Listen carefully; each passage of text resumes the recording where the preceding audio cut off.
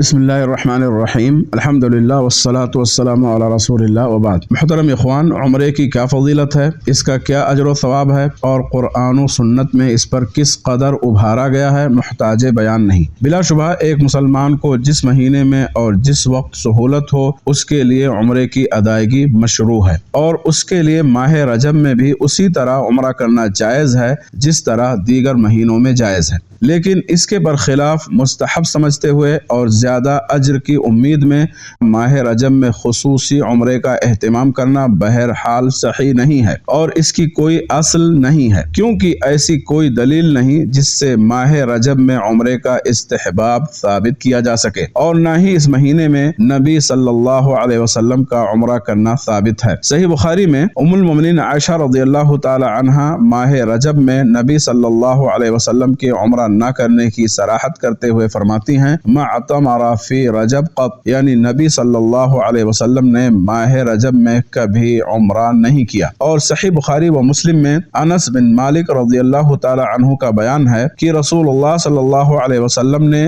4 عمرے کیے تھے، اور وہ سارے کے سارے ذوالقعدہ کے مہینے میں تھے، سوائے اس عمرے کے جو آپ نے حج کے ساتھ کیا تھا۔ پہلا عمرہ حدیبیہ سے ماہ ذوالقعدہ میں، دوسرا عمرہ اگلے سال وہ بھی ماہ ذوالقعدہ میں، تیسرا عمرہ جعرانہ سے جہاں آپ نے حنین کی غنیمت کو تقسیم کیا تھا، اور وہ بھی ذوالقعدہ کے مہینے میں تھا، جبکہ چوتھا عمرہ حج کے ساتھ کیا تھا، یعنی اسے آپ صلی اللہ علیہ وسلم نے ذوالحجہ کے مہینے میں کیا تھا۔ اس سے ثابت ہوا کہ نبی کریم صلی اللہ علیہ وسلم نے رجب کے مہینے میں کوئی عمرہ نہیں کیا ہے، لہٰذا یہ اعتقاد رکھنا غلط ہے کہ اس مہینے میں عمرہ کرنا افضل ہے۔ ابو شامہ رحمہ اللہ فرماتے ہیں، ایسے اوقات و ازمان کے ساتھ عبادات کی تخصیص درست نہیں ہوگی جن کے ساتھ ان عبادات کی تخصیص شارع نے نہ کی ہو، بلکہ خیر و بھلائی کے تمام کام تمام زمانوں میں برابر ہوں گے۔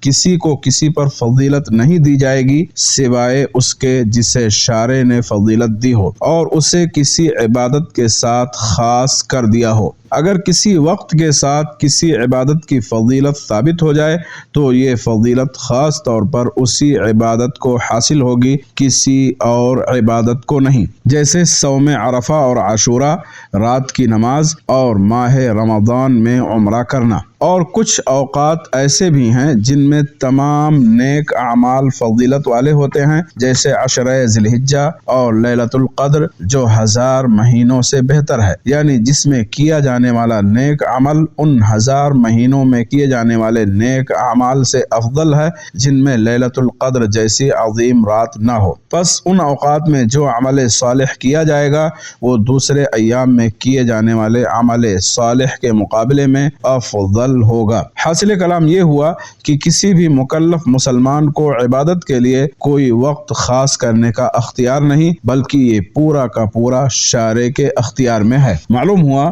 کہ ماہ رجب میں نبی کریم صلی اللہ علیہ وسلم نے کوئی عمرہ نہیں کیا، اور نہ ہی آپ نے اپنی امت کو اس مہینے میں عمرہ کرنے کی ترغیب ہی دلائی، لہٰذا یہ خیال کر کے کہ اس مہینے میں عمرہ کرنا سنت اور مستحب ہے، ماہ رجب میں عمرے کا قصد کرنا غلط ہے۔ اللہ تعالی ہمیں بدعات و خرافات سے کوسوں دور رکھے اور ہمیں سنت کا شیدائی بنائے۔ وصلی اللہ وسلم علی نبینا محمد۔